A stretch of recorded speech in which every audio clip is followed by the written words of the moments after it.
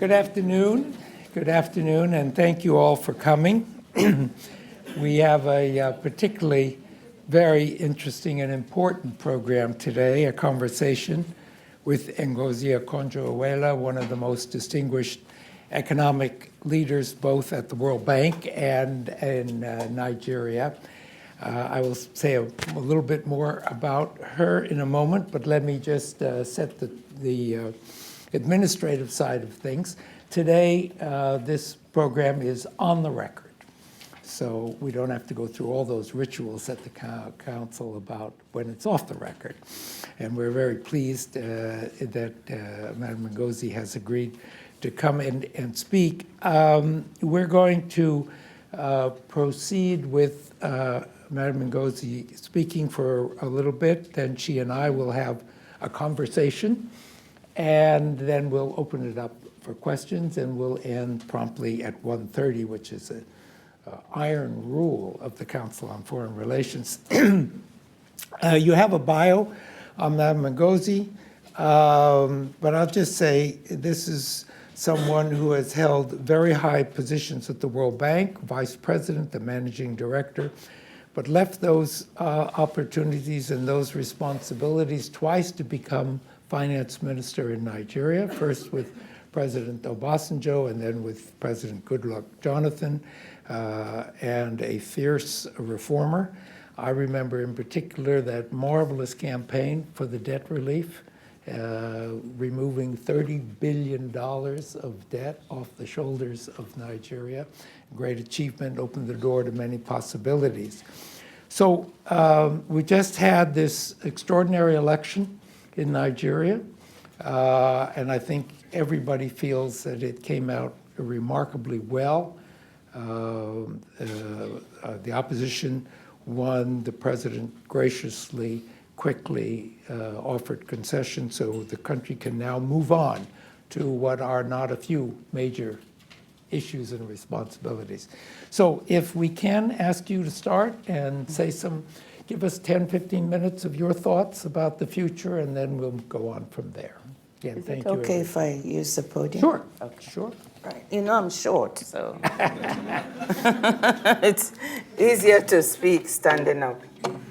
But thank you, Princeton, and thank you to the Council on Foreign Relations for this opportunity to share some thoughts on Nigeria. I have some of my colleagues here with me, the DG Budget, the Chief Economic Advisor, but also some members from the new team. Ifweko Moige is here, Bakari and Wale Edun, and their colleagues are scattered here. So I think this is a very good sign, because it means that we want to see the country, really move smoothly at least on the economic front. But thank you, Princeton. What I thought I'd do today is share a few thoughts on what I've called Beyond Oil. That's the title of my intervention, Nigeria Beyond Oil. And I want to start by echoing what Princeton said, that for me, this is a proud moment, a moment in which, the expectations for the transition in Nigeria, or for the elections in Nigeria, I should say, were very pessimistic. You could see it from the stance of the international media and all those who knew Nigeria. And what has happened is something that makes me proud to be a Nigerian, because Nigeria, the right thing happened. We had a keenly contested election. And when the President-elect General Buhari was winning before the results were declared, the President Goodluck Jonathan conceded, as Princeton said, graciously. And I think that both of them deserve congratulations for what has been done and for the manner in which they've carried on. So congratulations to both President and President-elect, because they've given the country a violence-free election. Yes, there were a few skirmishes and some mishaps during the gubernatorial and local, but largely the elections have gone on peacefully. The world was expecting violence, and Nigeria did differently. And that's what we're very, very proud of. So I'm stressing this because this has given us the platform on which to now talk about the issues that need to be focused on in this transition, what we hope will be a peaceful, continued democratic and economic transition. With what we have, Nigeria has joined the ranks of countries that are strengthening democracy and setting an example, not only in Africa, but even for other developing countries. So this is the time to now look at the economic side and say, where do we go from here? But before doing that and talking on my topic, beyond oil, because of what has happened now, I want to also take a few minutes to dwell on the past before we talk about the present and the future.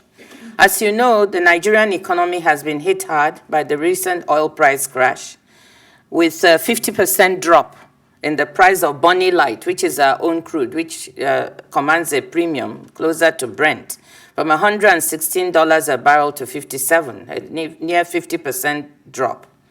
And of course, this has put downward pressures on the economy.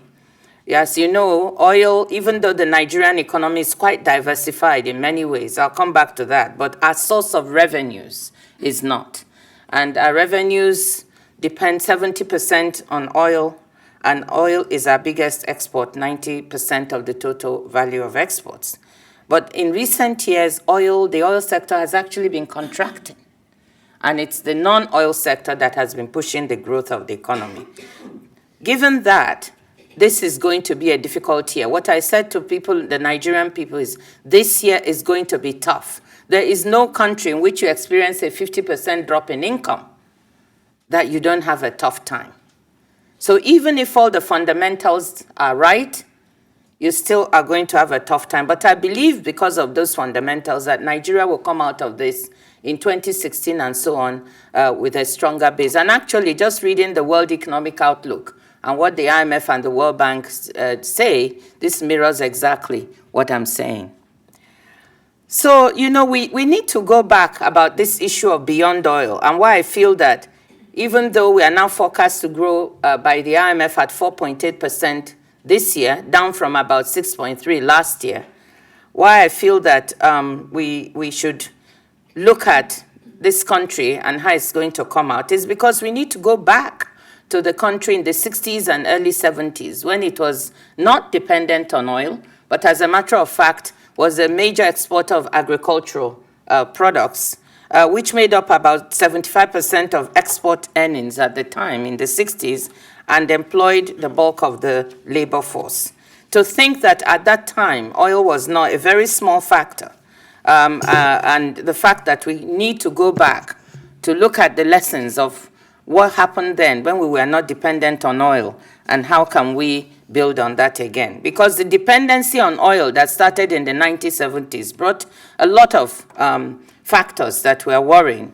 Throughout our history, oil revenues were not deployed as much as we should have to really push the true diversification of the economy in the way that Mexico and Indonesia and others have. In fact, at various times, with the oil money coming in the 70s and 80s, we even went in to borrow, ostensibly to build the country, and we built up a lot of debt.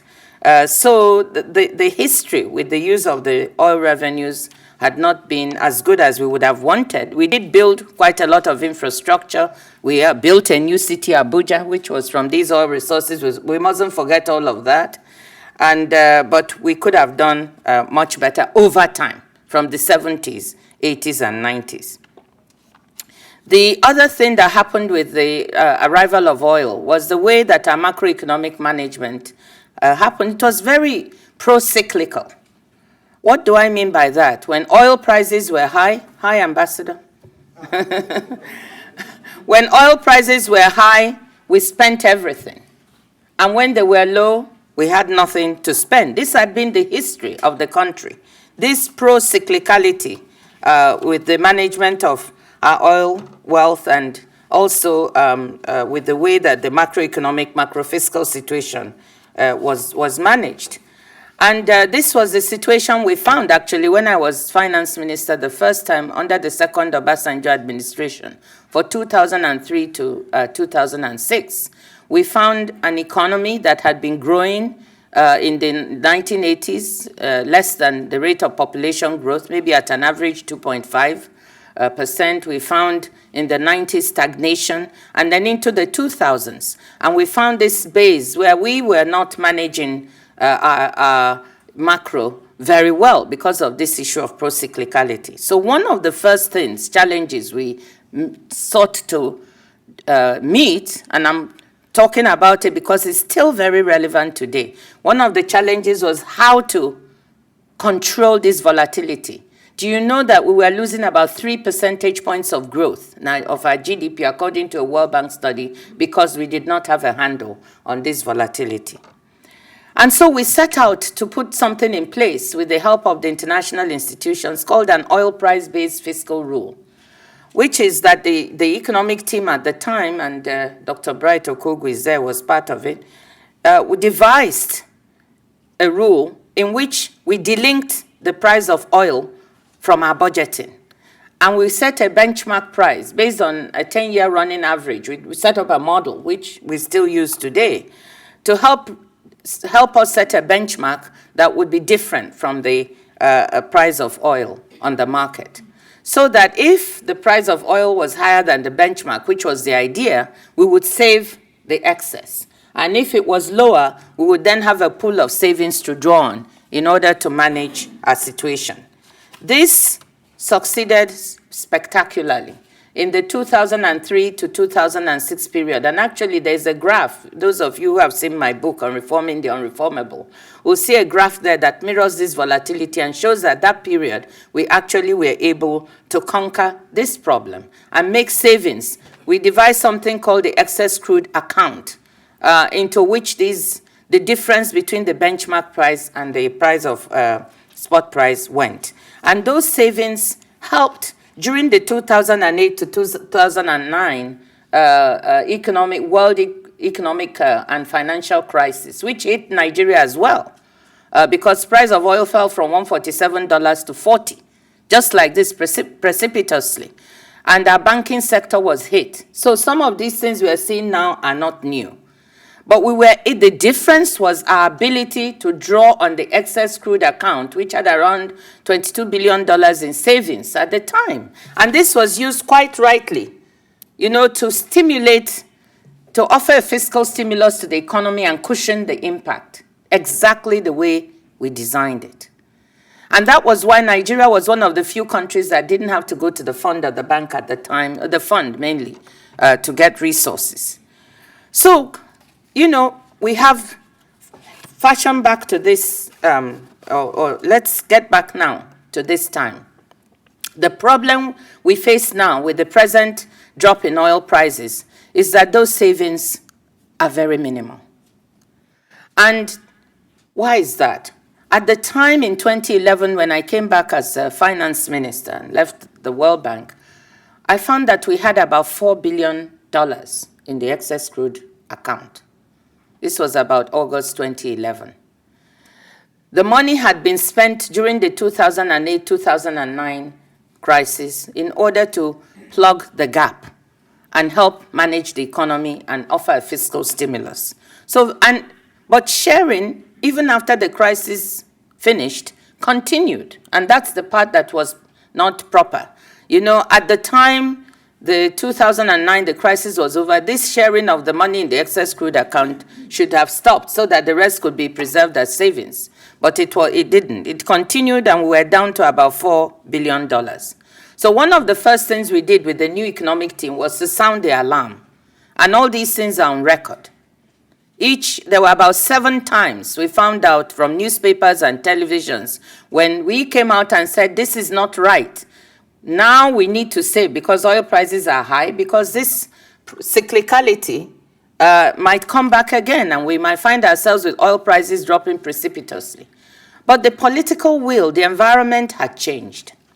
Under the second Obasanjo regime, I would say that from my own surmise, is that there was a lot more political will because there was a dominant opposition. There wasn't too much.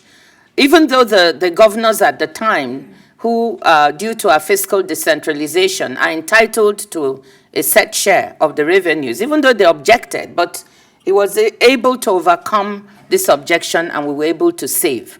The same issue occurred when we tried to save. There was very strong dissent from the states about this, and I can tell you that even as we speak today, there is a case in court against the federal government. It's there in court for anyone, federal court, for daring to say we should save.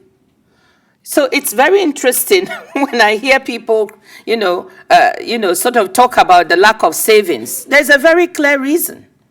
The political will from the decentralized units, the states, to save this money was completely absent. I mean, every time we had the National Economic Council, chaired by the Vice President, the issue was, let us divide the money, because the Constitution, Section 162, they used to cite, says that all monies that come into the Federation account must be shared. And some of them were lawyers, some were other professions, and they were very clear. But Section 16 of our Constitution says that the federal government should manage the economy to the benefit of the country. So under Section 16, we tried to say the benefit of the country is to save this money so we could use it. But under 162, it said all the monies. So this is something that Nigeria needs to resolve, this seeming contradiction, and which section overrides the other. But we did manage against all odds to save up to $9 billion by the end of 2013.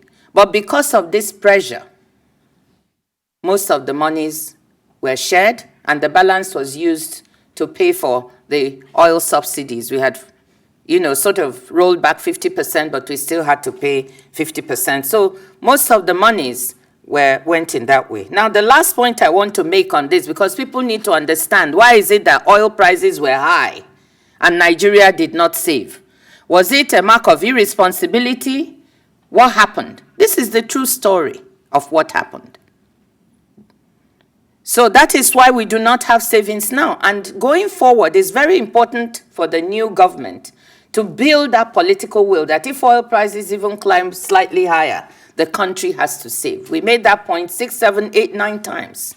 In fact, it got so bad, I stopped going to the meetings of the National Economic Council, because each time I appeared, the first thing is, what is the statement of the excess crude account? What are you doing with the money? Let's share it. You understand? So I stopped going so they wouldn't even see me, and the Vice President used to joke that this is not a strategy that is sustainable.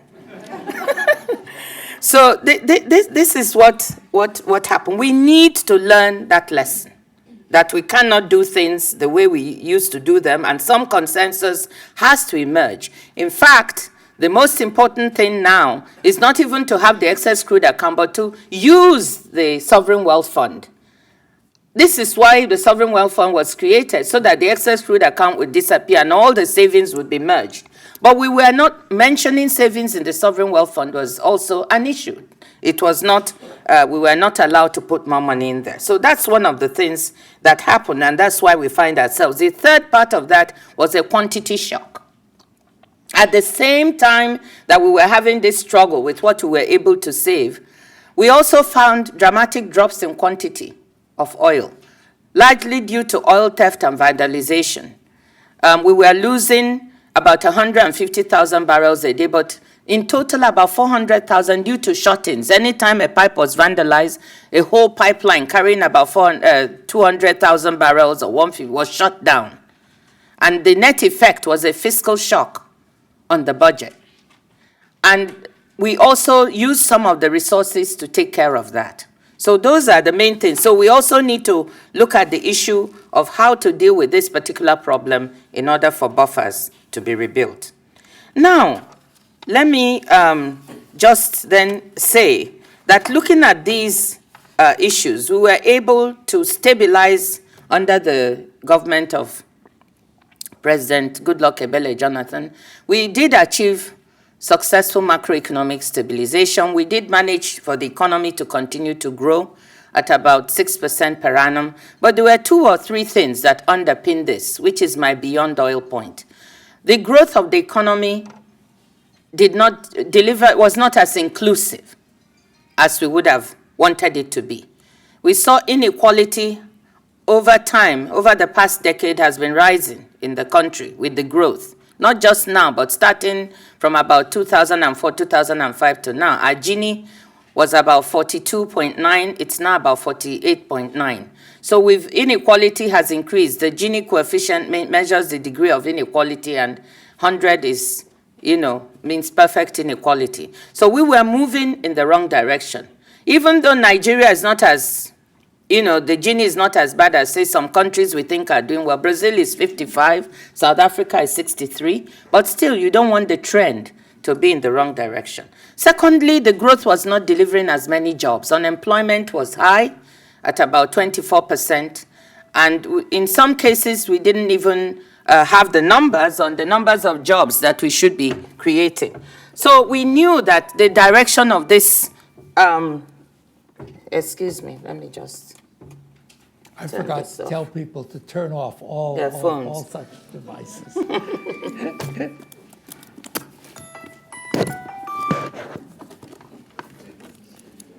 Yeah. Turn it off. Give this to Constance. So let me now get to the crux. So looking at this during the Goodluck Ebele Jonathan administration, we knew that we had to change some fundamental things. And those things were to take the country really into the diversification agenda.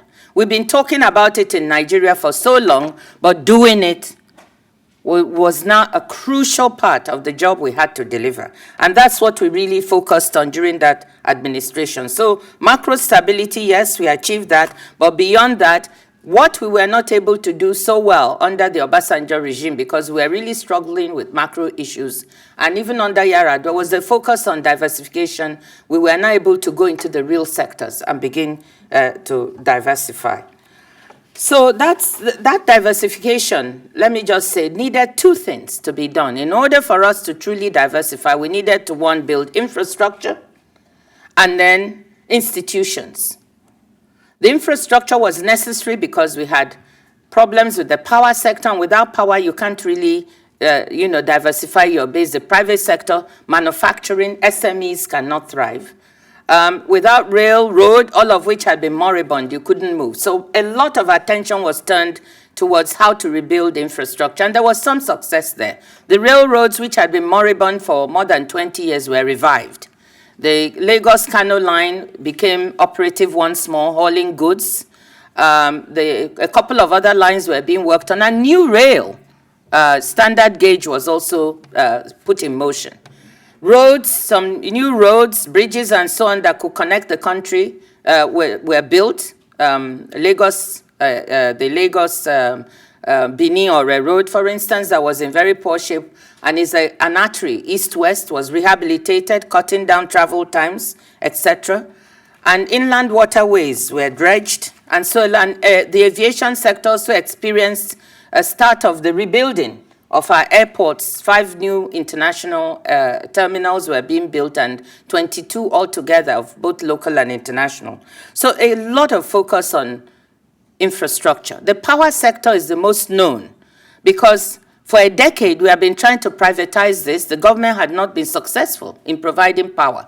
Under this administration, the privatization was finally completed. The sector was liberalized so that you could have investments. And we have 1 or 2 very good ones now. The Azura, $1 billion investment that is being made in Nigeria by a consortium of 15 Class A lenders. So quite a lot was achieved, but Nigerians have not felt the impact of the power yet because we ran into all other problems. Gas supplies not being adequate, the gas infrastructure not being in place. And these are some of the things that have to be solved in the next administration. So one set of issues on infrastructure, a lot of good work begun and done that needs to be continued. The next set is institutions. And this also brings us to the issue of corruption, transparency, and those issues that, have become so prominent that sometimes when you mention the name Nigeria, the next thing is people say corruption. The country must get away from this image. Must. And the way we need to do it is observe 2 things. Yes, first, impunity must be dealt with.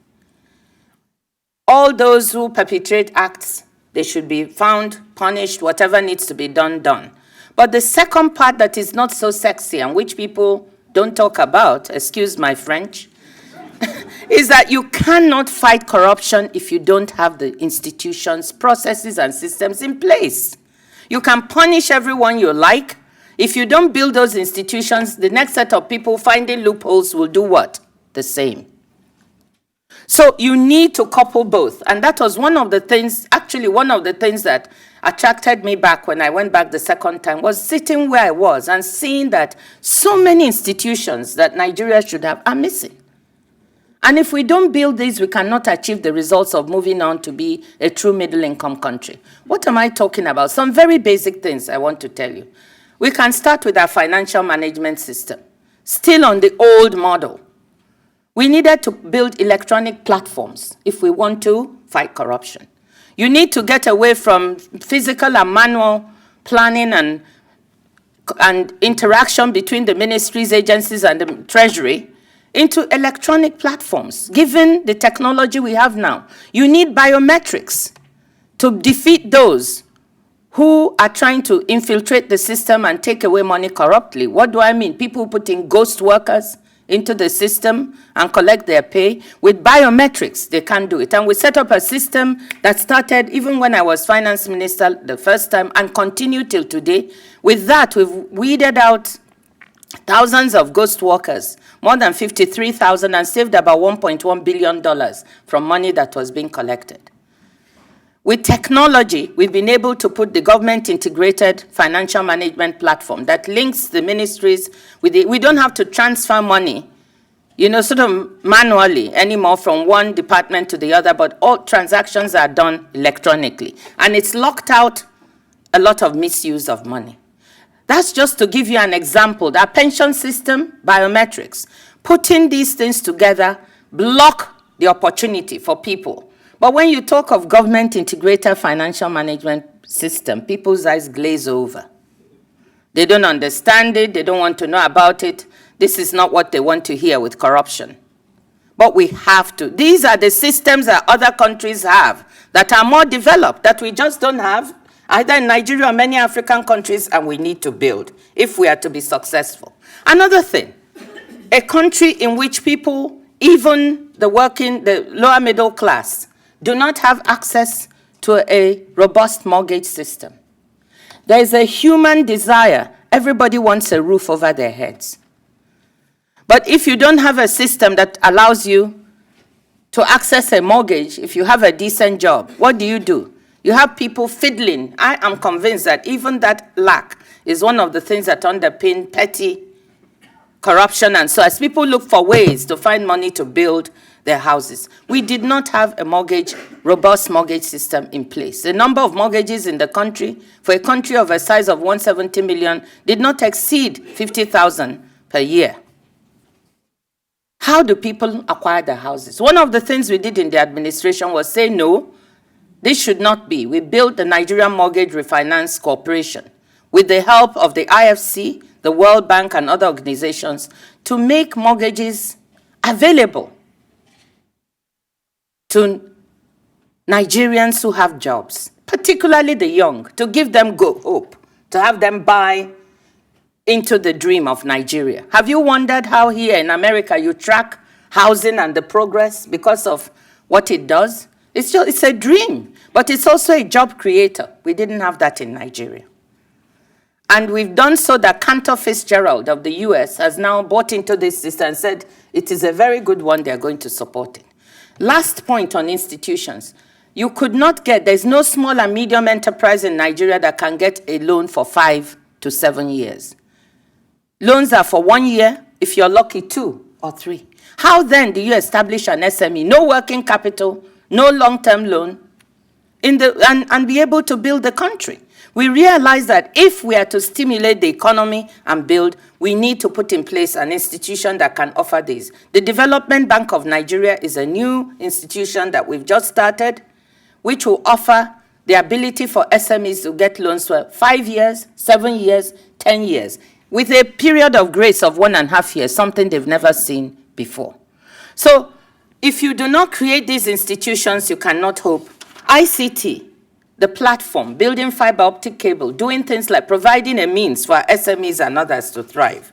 So those are the institutions. Now, based on this, we now looked at the real sector. And I'll summarize quickly because I want to get to the last part.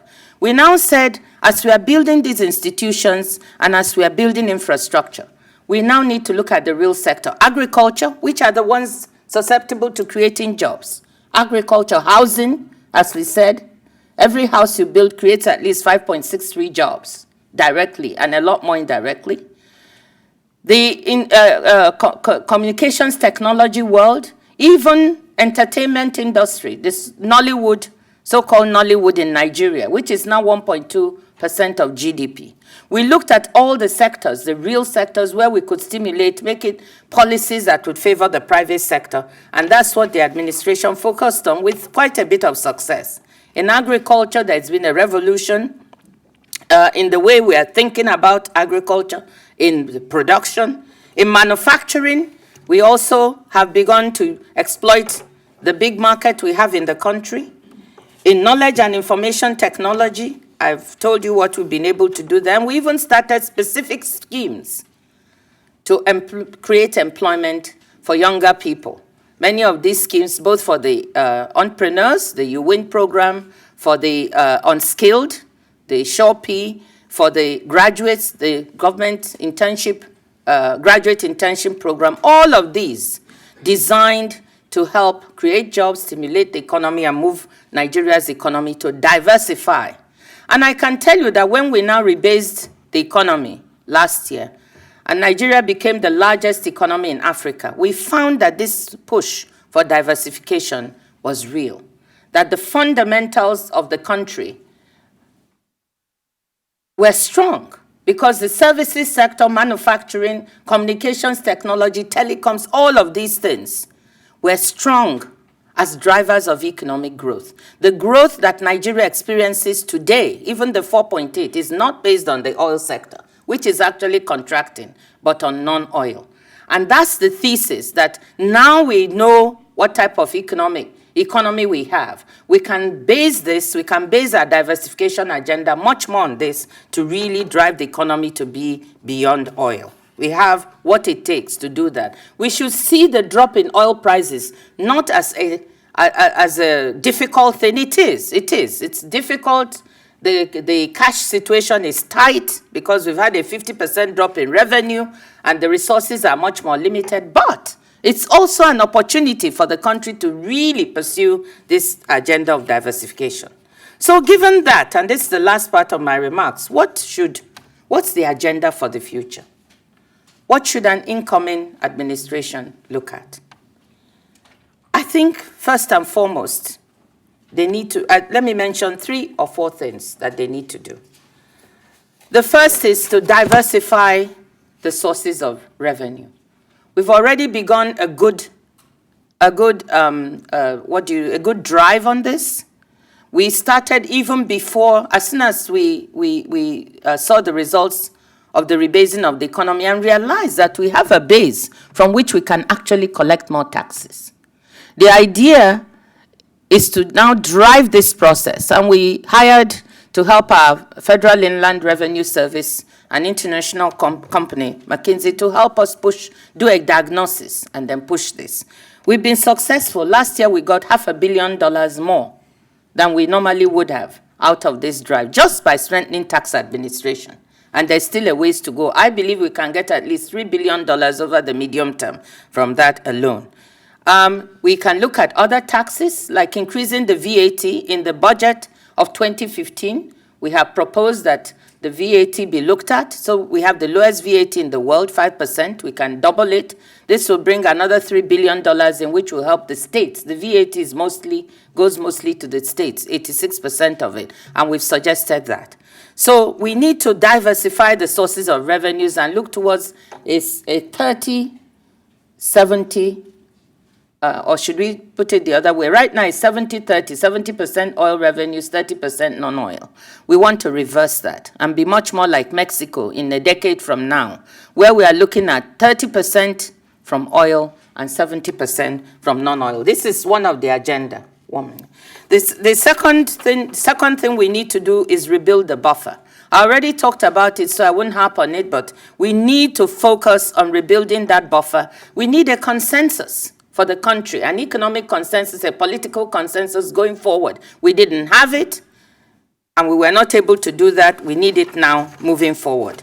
I think that the third thing the administration, the incoming, must do is to continue to strengthen and build institutions if it truly hopes to fight corruption and enhance transparency.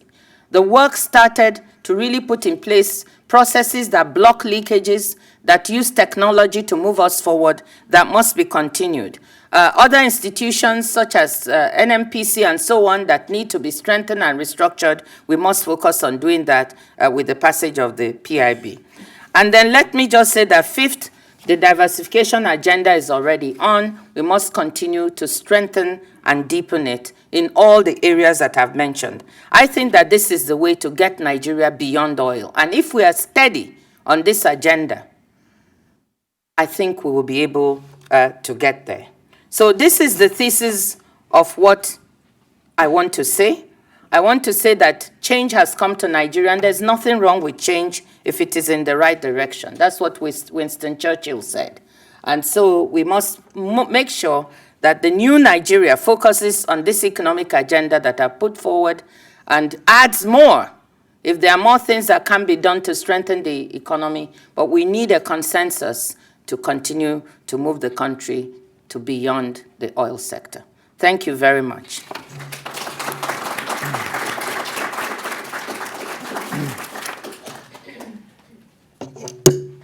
Thank you very, very much, Madam Ngozi. You know, and you touched on this in your book, Reforming the Unforming. You wrote, in economics, reform is politics, and the idea that they can remain separate is untenable. Thus, it is important that reformers have a plan or a strategy for engaging politicians and lawmakers in the rationale for reforms and getting them to buy in early. Now, looking ahead to the agenda you've laid out, and you've touched on some of the political problems that stood in the way, like of the excess crude account. Two issues that seems to me are very important.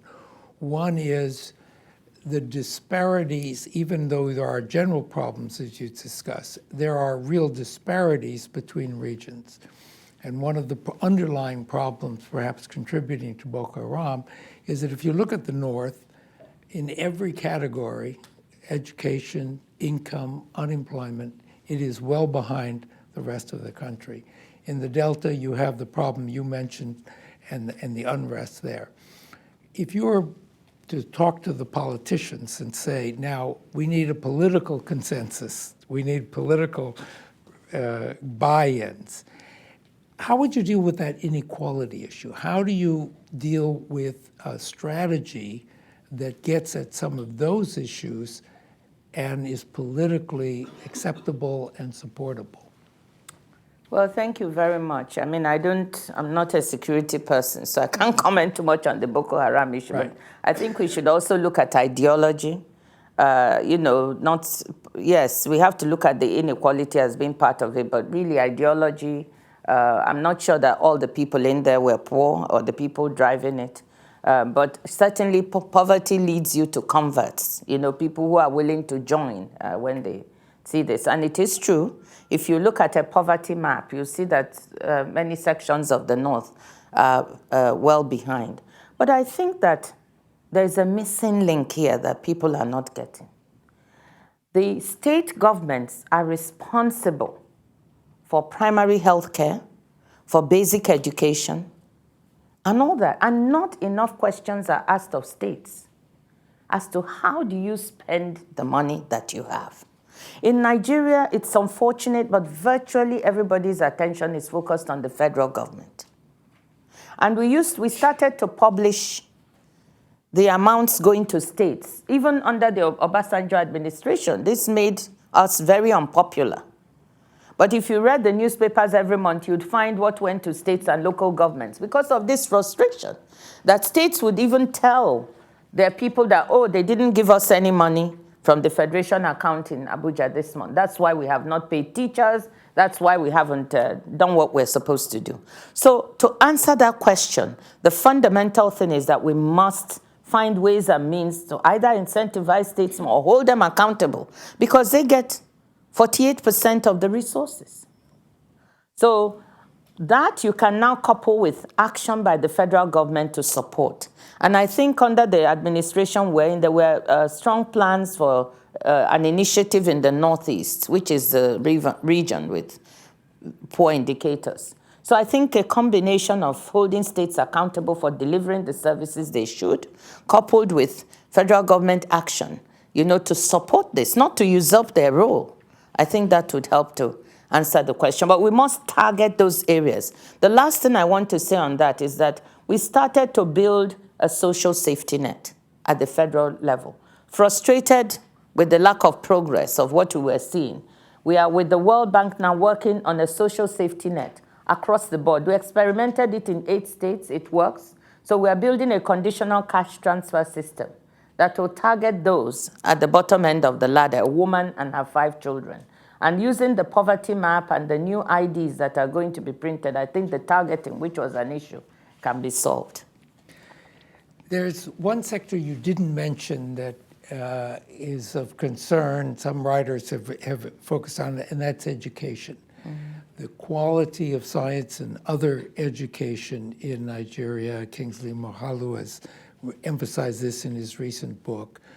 Nigerian students haven't been doing well compared to others. I realize that's not necessarily entirely a federal issue, as well as a state and local government, but I wonder if you see the education sector as one that, in terms of the transformation and the diversification, isn't going to have to also need a lot of reform. Absolutely. I mean, I think it does. The education sector, even to some extent the health sector. We really need to transform the education sector because what we are doing is we are perhaps having people who come out with an education but without the skills to even take advantage of whatever jobs are available. So we need a thorough reform of that. We need the number of out-of-school children to be in school. We need to adapt our education system to the realities locally so that we can attract people in, whether it's in some cases you do school feeding in order to make sure you tackle that. The quality, not just the quality, but access, both of them need to be dealt with. There's so much that one can say. I often say that in Nigeria, the education sector actually has a lot of resources because there's a special government tax on companies, the education tax of 2% that yields a great deal of money. We first need to look at the efficiency of resource use as well before we even talk of increasing. But yes, I agree with that. I'm going to turn it over to the audience. I have lots of questions, but we are at a point where I have to give up that privilege and open it up. And I know there'll be a number of questions. So if you do get called on, please state your name and affiliation and ask a question, and be sure you wait for the microphone. And I think we have a question right there, gentleman right there. Go there. Thank you. My name is Michael Gillette. I'm retired from the World Bank. It was, for me, a great privilege to work with our distinguished guest there. Madam Minister, the last time I had a chance to pose a question to you in this forum, I asked you if there would ever be a rainy day fund in Nigeria, and your answer was, it rains all the time in Nigeria. Congratulations, you managed to get there, and I hope you are doing well in replenishing that fund, but it did what it was supposed to do. The question I have for you now is, how much does Nigeria spend on its military and its security needs? A, and B, are you getting any help from outsiders, since many of the issues that you're trying to confront, both at sea and in the north, are spilling over into other people's domains? Thank you. Yes, should we collect maybe a number? We can collect the questions. Connie, right there. Connie Freeman, Syracuse University. Thank you so much for very enlightening remarks. You mentioned several times the relationships between the Federation and the states and the complexity of that. And I think we know even in this country, anytime states get money from the center, there's controversy. I'm wondering if any thought is being given now to having the states do more in the area of direct taxation to take care of some of their social needs, particularly as fewer resources come from oil and more from other sectors in the economy. Take one more, and then I'll take another round. The gentleman here, and then I'll come back to the lady there. And we'll... Madam Minister, Dan Yergin from IHS and the Director of the Council. You obviously said that you are not a security expert and don't want to directly talk about those questions. You did describe an oil shock and an oil quantity shock to the budget and the economy. Is there a Boko Haram shock to the federal budget and to the overall economic prospects, or do you not see that? Thank you. That's 3 meaty questions. Okay, very meaty. On the issue of expenditures, we can meet privately. And I'll tell you how much if you want to know. No, I'm not being, we have the numbers, but I have to be a bit cautious. I don't think that there's nothing hidden, but I'm not sure it's proper for me to start announcing how much we spent, when, and over what period of time. I'm not quite sure. But I can tell you that the military expenditures are quite reasonable, and the president's contingency, most of it goes on helping to support the military. But you know, over time, our military did not have all the equipment and ammunition it needed to be able to fight Boko Haram, because at some stage, I just want to make a note on this, because I think that's what is underlying a lot of the questioning about why did the military not confront.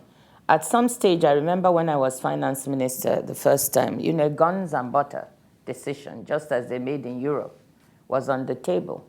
You know, do you, as you went into the new democracy under President Obasanjo, spend more on rebuilding infrastructure after decades of military rule, on education, on health, or did you spend on equipping the forces? And at some stage, a lot more was put into the butter spectrum than I think in the gun spectrum.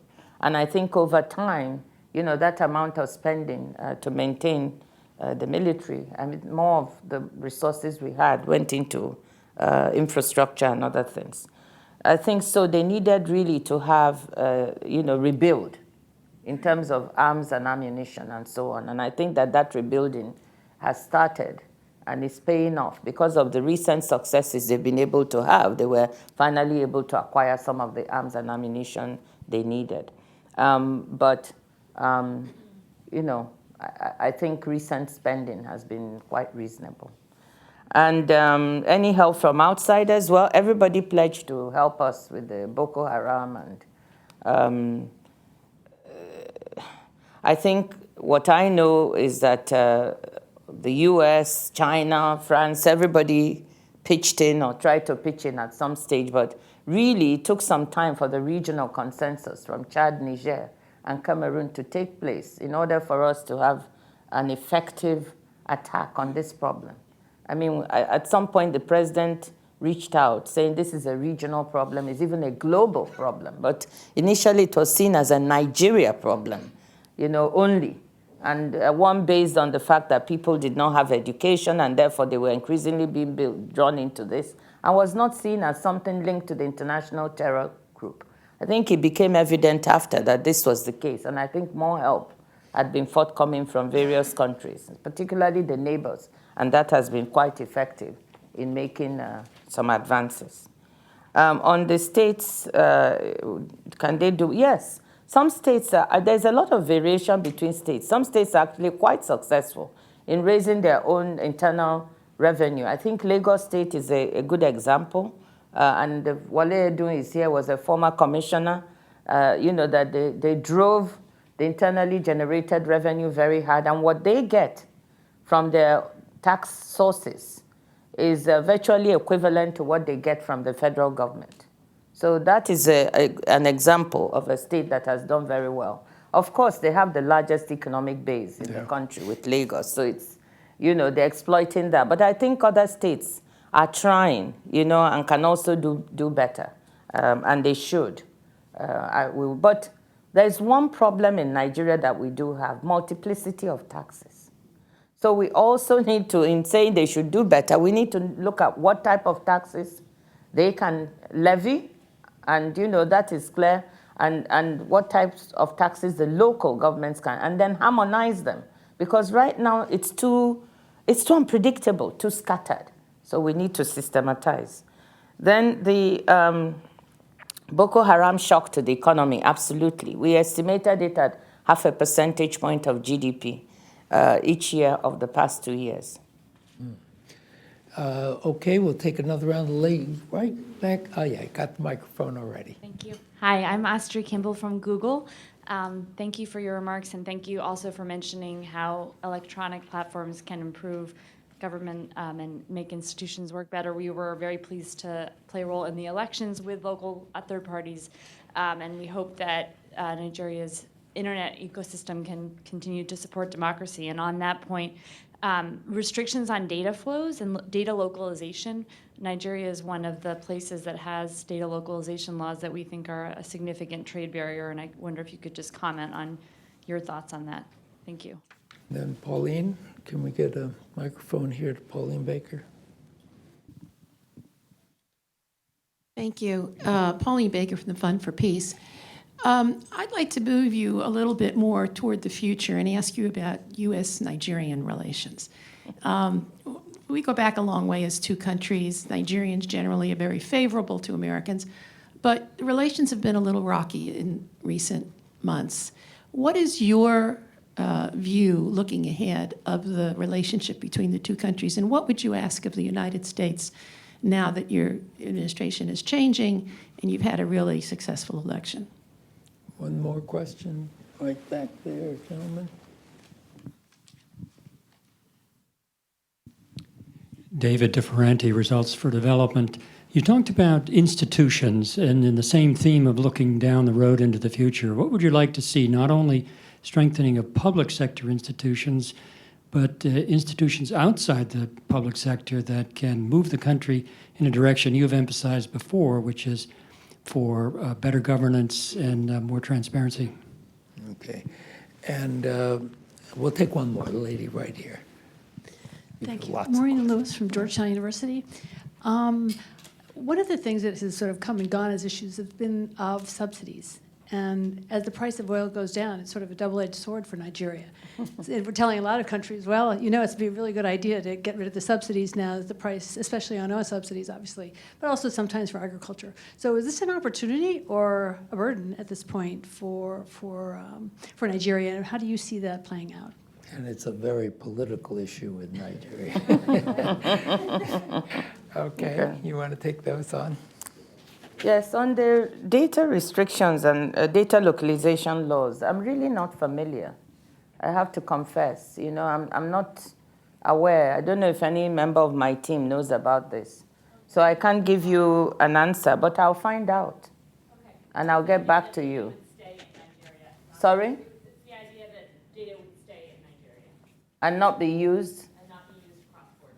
But I'm happy to follow up. Yeah, I'm very surprised at that. My country is probably one of the most porous, where you can get hold of anything.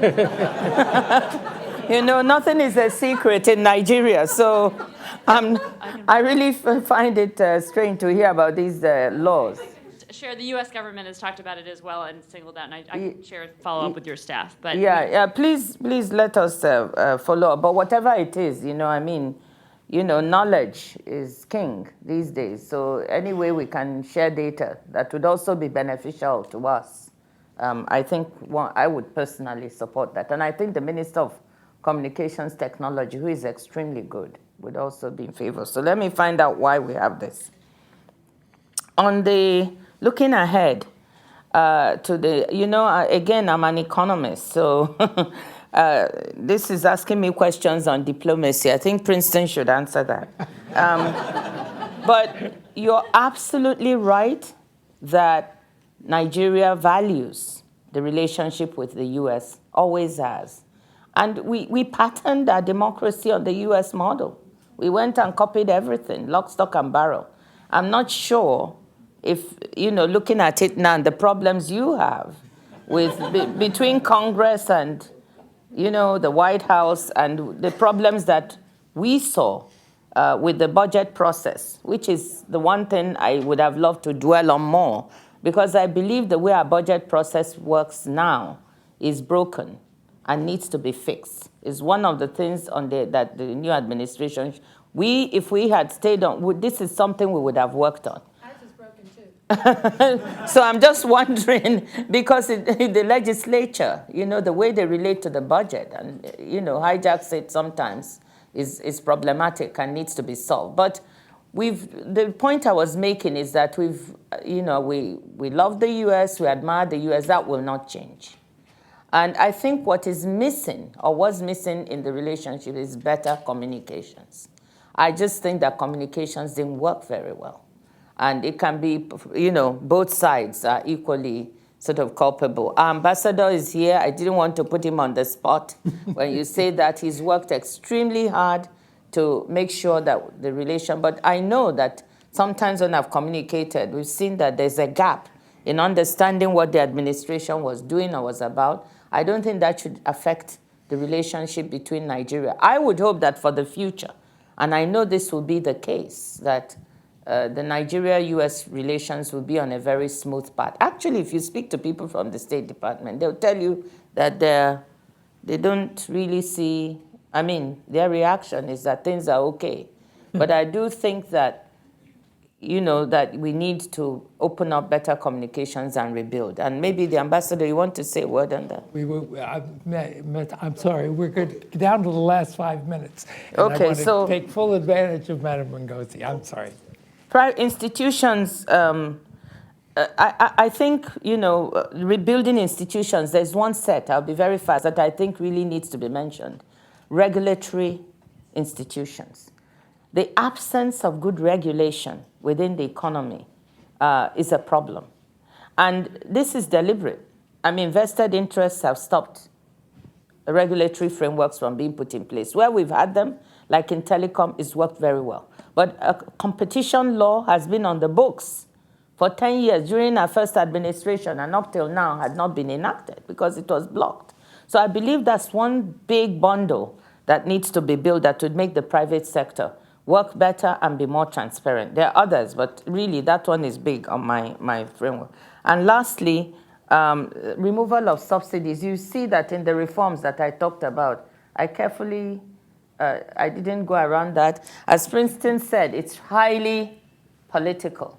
And this administration, the first thing that it tried to do when it started was try to remove these subsidies, because we had a situation in which $13 billion was disappearing in subsidies. And then we found a lot of fraud within those oil subsidies, which we subsequently cleaned out. We were able to phase out 50%, but this is a golden opportunity to do that. It's a highly political issue. When you have a strong or strengthening democracy, it's not as easy. I think under the first time I was finance minister, it would have been easier. The second time it became a huge issue. So I do hope that the new government will tackle this head on, because I think they've got the ambience, or they can generate it within which to take advantage of this opportunity. Let me take the privilege of asking the last question. Nigeria faces two big crises. One is the security problem with Boko Haram and all that does, and the other is adjusting to a drastically changed revenue situation. It ripples through every aspect of the economy. What kind of a transition process is underway? This is a new thing, to go from incumbent administration to an opposition.